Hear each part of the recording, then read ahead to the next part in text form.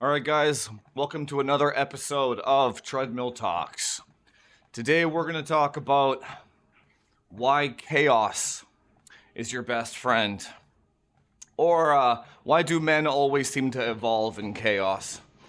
Now, there's a lot of layers to this one, but this video came to me. So, as those of you that follow me, you know that my cat has been undergoing a lot of surgeries. And I just got news that she needs another $5,000 surgery. Apparently her knee is like ruptured or something. I don't know, man. This cat's got so much drama. But how does that relate to growth and chaos? Well, I'll tell you, man, that it's teaching me a lot of patience. Now, when I look back, all major growth that men achieve, all major milestones that men achieve in their life is usually a direct result of some kind of trauma or chaos in their life and them having to overcome it, right?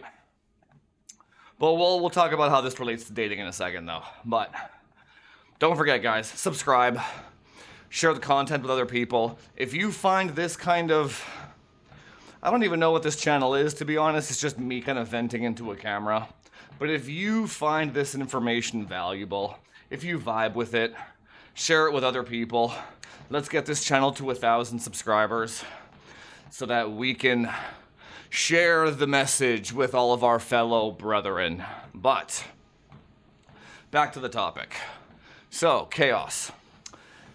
So when I look back, man, I remember the first thing that comes to my mind, I remember, and maybe this is why back in the, like it's the old Spartans, they used to like throw kids or like boys into the wild to survive.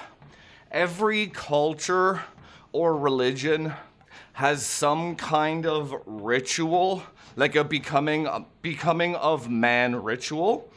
And it's interesting because we don't really have that anymore, do we? Now that we look back, like most religions have been abolished. Most of those rituals, like I'm not sure if bar mitzvah is the right one, but most of those types of rituals are kind of gone now.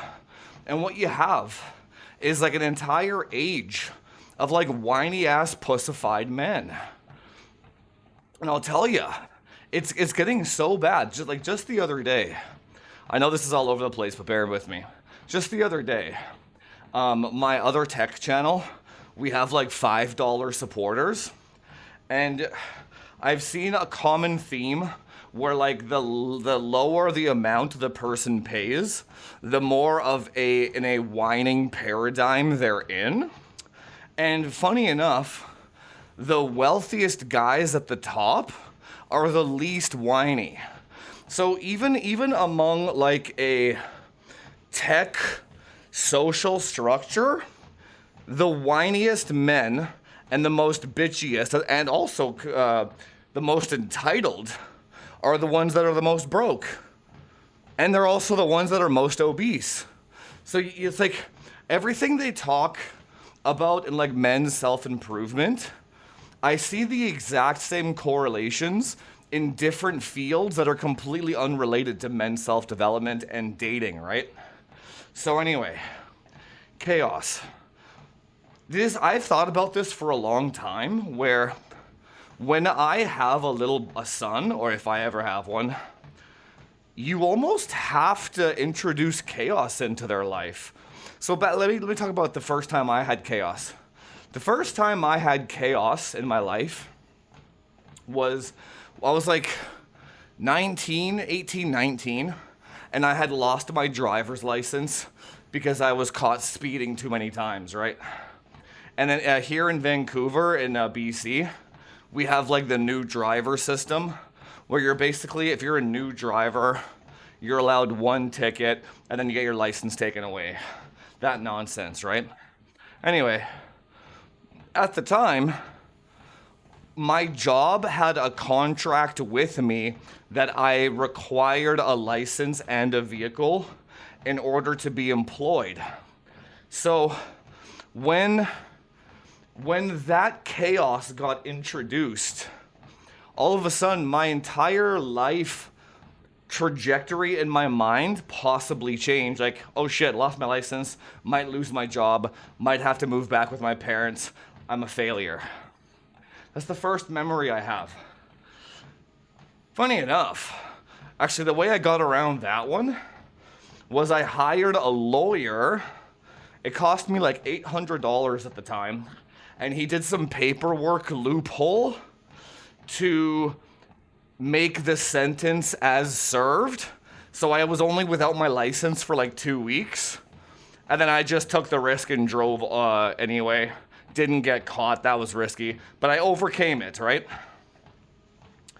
And then forevermore, I was like, that changed me into, well, I'm never gonna speed again, it's not worth it. Like there are rules that you should break to better yourself, and then there are ones that are not worth it to break. There's no, it's not worth breaking a speeding traffic law. Because the getting to your destination 5 minutes faster pales, the reward of that pales in comparison to an entire life path derailment, right? So that's not a good trade-off. You don't want to do that one, right? Now, the next one was I had a 7-year relationship from 20 to 27.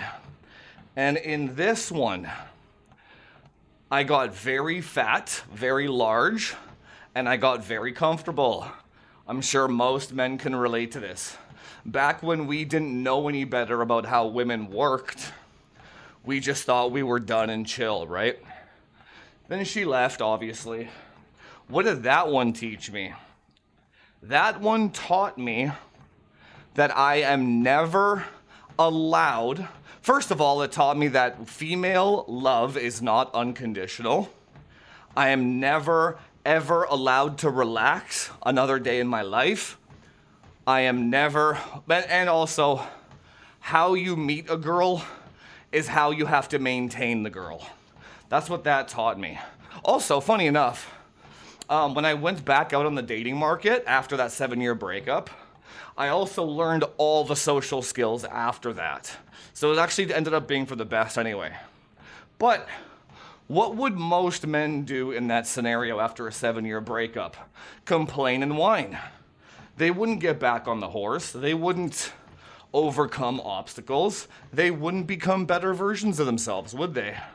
And my goal in this video is to show you guys, or tell you guys, that every time you overcome the chaotic obstacles, in the moment, there is extreme pain. But when you come out the other end of that, if you come out the other end knowing, I got this. I got this. This is kind of a video to myself, I suppose. I got this, right? And you know that when you get out the other end, you will be a better man for it. Now the divorce. The divorce taught me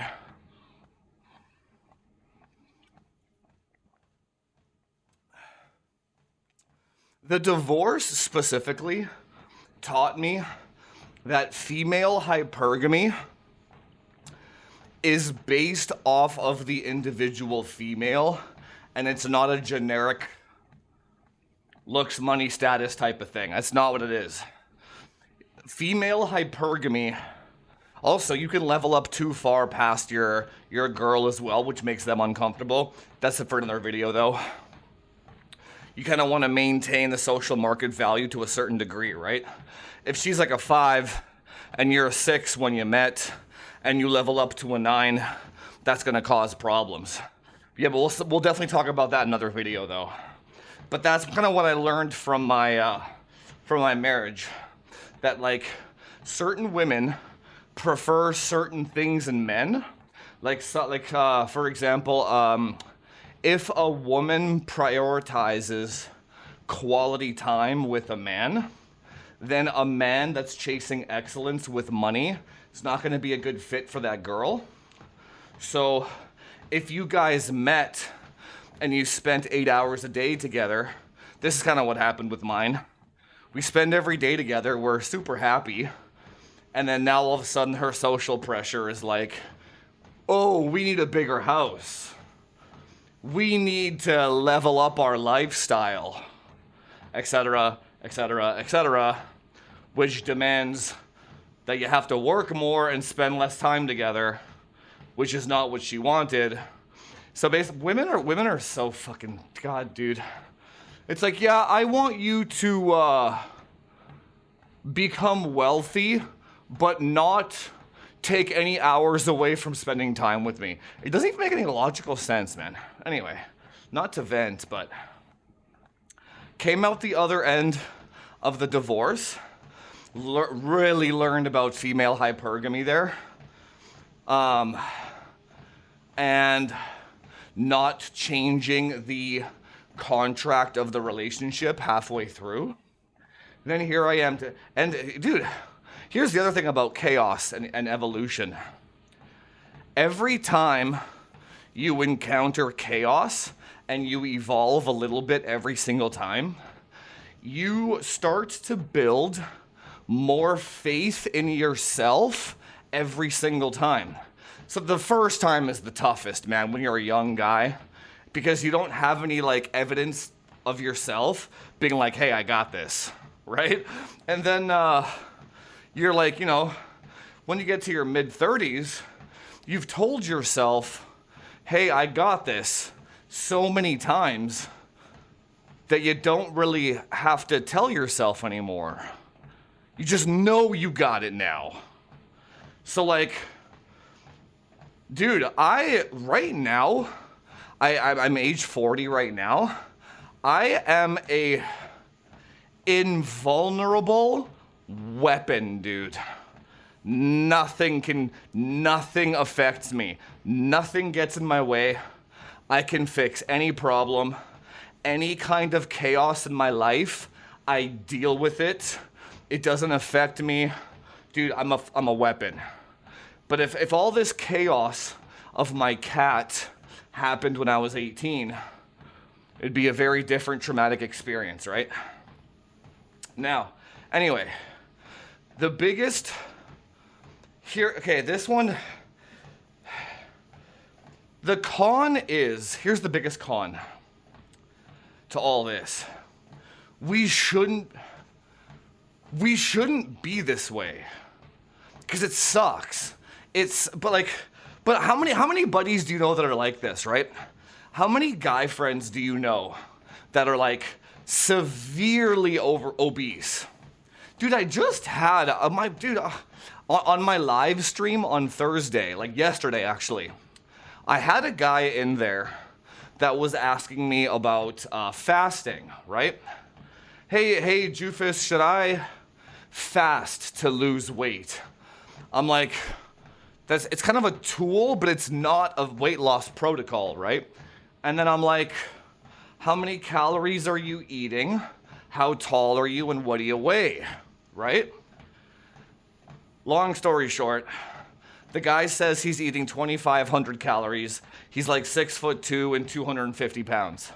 I'm like, brother, you are a fat bastard, man. On no planet are you counting your calories properly. And on no planet is fasting gonna help you, right? Now, that guy, and I'm sure you have friends that are like this, will spend more time arguing with you about how they're doing everything right, but nothing works, or that you're wrong. And here is the crux of the entire problem. They have not encountered the chaos to force the evolution. We're talking about weight loss specifically here. So that guy needs to have a heart attack. He needs to get diabetes. He needs to lose his job. He needs to lose his girlfriend. He needs something so drastic to happen to him, to like slap him. It's like, stop with the denial, bro. Like, stop that shit. You know what I'm saying? Like, but the problem is, without the chaos, without the formula of the chaos, that guy will be a fat bastard for the rest of his life, as long as society will keep him alive, and as long as there isn't irreversible chaos. Irreversible in terms of like if you lose your girlfriend because you're a fat bastard, that's kind of irreversible. You know what I'm saying? Like, she left. You can't like clone another one. Not yet, anyway, I suppose. And then what you're seeing here, I hope you get the gist there, right? Chaos is man's best friend.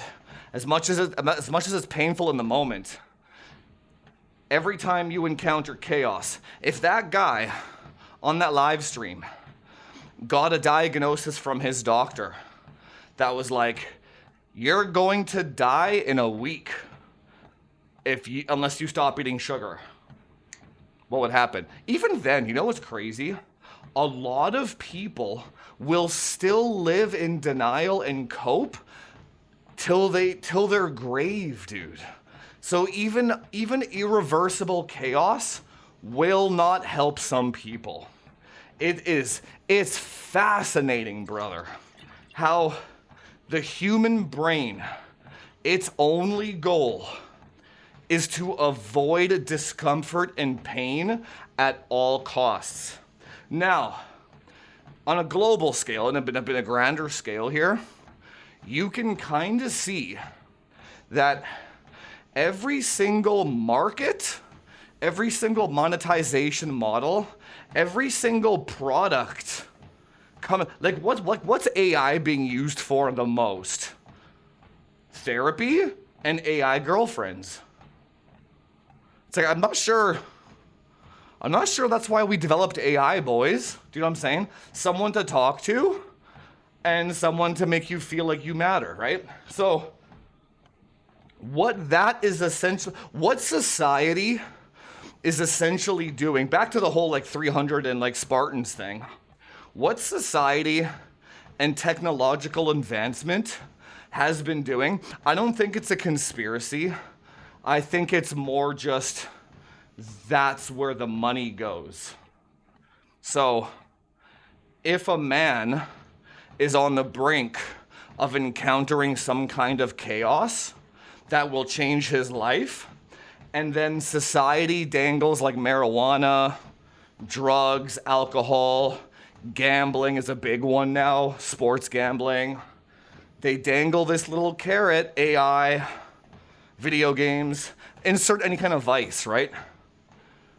The idea of the vice is to like stop your growth as a man by facing the chaos. It's just delaying the chaos until it truly becomes irreversible. And what I mean is you might no longer be here. You do not want to do that. Escaping with vices is your biggest enemy, and growth as a man. Trust me. Now, what society is... So the reason why that's become so profitable, what is the human brain designed to do? The human brain's only goal is to avoid discomfort at all costs, right? So, the guy's, he has a prognosis from his doctor. He has 7 days to live. But he has to stop eating sugar. He goes to Walmart or Costco, and the label says sugar-free. When they just replace the sugar with like, what else is a maltodextrin or something? Just another high glycemic carb, but it's not technically sugar, so they can put sugar-free on the label. Still has the same insulin spike. The guy dies anyway. But in his mind, I thought it was sugar-free. It's not my fault. right? Man, I am worried about the next generation of men, man. They are just not equipped. They did not grow up in a society to be able to handle chaos and to come out the other end and evolve. Again, back to the whole tech thing. Relating this to tech for a second, or like video games, or even like cars or something. Let's say you are researching to buy a car, and then like everyone on the internet says this car is the best car. And then 2 years later, there's all these recalls and it's defective. Most men, what they would actually do is they won't actually blame themselves for not doing enough research or not being patient enough. They'll just complain and whine and resort to vices, dude. Man. Here's the other thing. Here's the greatest lesson of this entire thing. Me as a 40-year-old man now. So let's say you're me, right? And you know that chaos is a man's best friend. You know that. You also don't want to see your friends in pain, but you also know, man, I'm sure you guys can relate to this too, but you have a buddy who's about to get married or who's already married. And you know that she will, oh man, you know that that's gonna end badly. And no matter what you say, it's not gonna work. It's gonna be your fault. He's gonna blame you. So you know you have to let the chaos happen for that man to grow. I got another buddy of mine. Dude, they get resentful. Let's talk about, I play some sports as well, like rec sports, adult rec sports. And let me tell you, man, when you have to cut a teammate because they can't keep up with you. So I got this one teammate. This guy is the epitome of nobody gets left behind. That his entire life has been, up until this point, nobody gets left behind, and somehow I won't die. That's what's been happening. So like, his girlfriend just like won't leave him for some reason. I think it's a financial thing. He's like he makes decent money, but I don't think she can survive without him, and she's too old and too unattractive for her to actually leave, which is funny in its own way. But because she will never leave, because she doesn't have any money, I guarantee they have no sex. They're basically just roommates, right? How many situations do you know like that? But I've talked to him lots of times about this to his face. I'm like, bro, the best thing that can happen to you is if that girl leaves you. Because he's fat. He's like 300 pounds too. I'm like, you will never get in shape. You will, and we talk about like money and stuff too, and like trying to better our lives. He doesn't have a mortgage. He doesn't own a house. He's like 45 years old. He's fat. He's useless. He is like the lowest, dude. Okay, for you guys out there that are like involuntarily celibate, I got a buddy of mine who's like a 1 out of 10, fat, worthless. He has a good job, but they live paycheck to paycheck. Lives in his mom's basement at 45 with his girlfriend who's like 35, 36. And he still has a girlfriend, brother, okay? See what I'm saying? So it's like, these incels, man, it's like, You guys have no idea how low the bar is. Oh my God, dude. Here's the thing.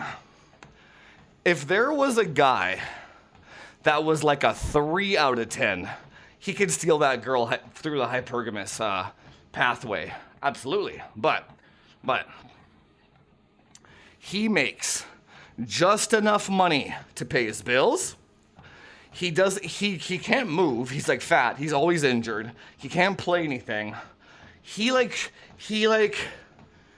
just like shows up and eats. He still has a girlfriend.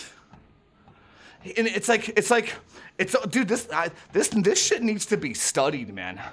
It's almost like this is kind of, I guess this is why I rag on him so much. It's like this guy is what would have happened to me if the first girlfriend didn't leave, the 7-year girl, if she didn't leave me. I would be this guy right now. I would be broke. I would have no money. I'd be obese. I'd be playing video games all day. And I'd just be like, it's like society and the system and his friend group, they all enable this shit too. It's like, he's like right above, dude, it's like a frozen lake, and he's like ice skating on this like thin crust frozen lake that's about to shatter at any moment and dive him into chaos. And somehow, at age 45, that thin crust of ice has not shattered yet, man. So this guy is gonna be going into like his 50s and not have encountered irreversible chaos yet. That's a societal problem, man. Like, because he's gonna be 50 years old, 55, the chaos will come. Make no mistake. You can dodge the chaos, you can avoid the chaos, you can do vices, gambling, alcohol, drugs. You can vice away the chaos as much and as long as you want. The chaos will come. Brother, you do not want to be 50 or 60 years old encountering your first irreversible layer of chaos. I'm pretty sure that's why the male self-deletion rate is so high. When a man gets divorced in his mid to late 30s, I think that's most men's first irreversible chaos. And I think it's too much for guys to handle, man. If anything, when you're young and malleable, dude, to finish this up, there was a video on Twitter where some kid, he was like 15, 16, he was trying to bench press 3 plates, and it was a real video apparently, and his buddies couldn't spot the bar properly. Dude, the bench press, the bar, landed on his chest and like squeezed his body down to like this much, and the bar bounced off of him. At first you think it's an AI video, but no, it was 100%, it was proven, it was 100%. That kid survived. He survived. He didn't die. So it's like, that possibly, we don't know long-term ramifications, but possibly that could have been the best thing that could have happened to that kid. He will never have an ego ever again. You know that kid's not gonna have an ego ever again. Anyway, guys, as a man, you want to encounter as many irreversible, chaotic scenarios in your life as many times as possible until your brain tells you No matter what happens, I got this. And you can approach life without the fear of the chaos. If anything, you learn to embrace the chaos. You look forward to the chaos because you're like, damn, I can't wait for that chaos because I know I'm gonna learn and evolve a whole bunch of shit. It's good stuff, man. Let me tell you, the chaos with my cat is teaching me a lot about patience. We'll save that for another video. Anyway, guys, subscribe, share. If you have stories of how chaos shaped you as a man and you came out the better end of that, leave a comment down below. I truly believe. Also, another thing, if you have a whole bunch of your friends that are skating on that thin ice of chaos and you can't puncture the ice for them, you can't do it. You have to remove them as a friend if they don't vibe with you, and you just have to wait for the ice to break. You can't do it. You can't help them. It's impossible. You can't make them see the light. Don't try. Just enjoy the person's company for what it is. Anyway, guys, subscribe, leave a comment down below if you found value, and I'll see you in the next one.